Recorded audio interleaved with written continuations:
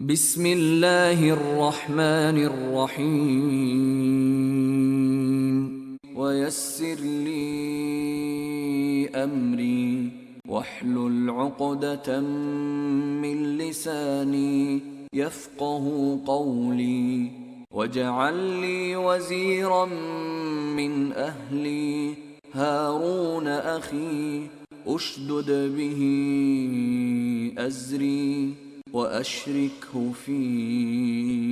أمري كي نسبحك كثيرا ونذكرك كثيرا إنك كنت بنا بصيرا.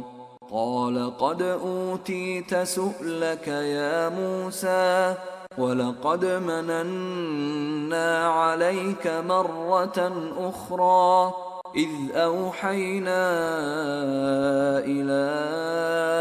أمك ما يوحى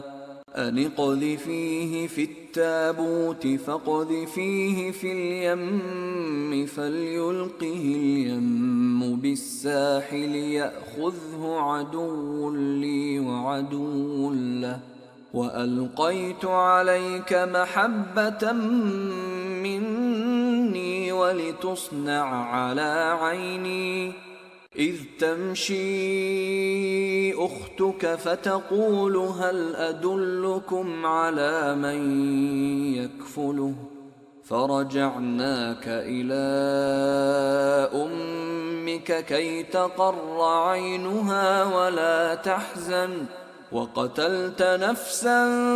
فنجيناك من الغم وفتناك فتونا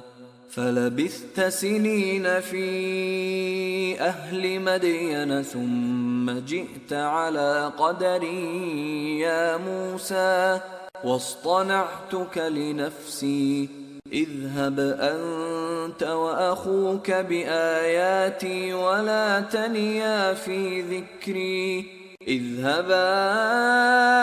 إلى فرعون إنه طغى فقولا له قولا لينا لعله يتذكر أو يخشى قالا ربنا إننا نخاف أن يفرط علينا أو أن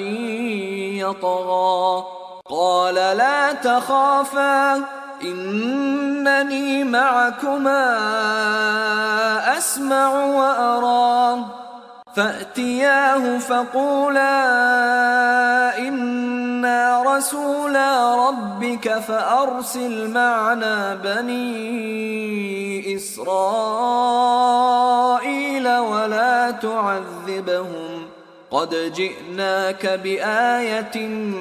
من ربك والسلام على من اتبع الهدى إنا قد أوحي إلينا أن العذاب على من كذب وتولى قال فمن ربكما يا موسى قال ربنا الذي أعطى كل شيء خلقه ثم هدى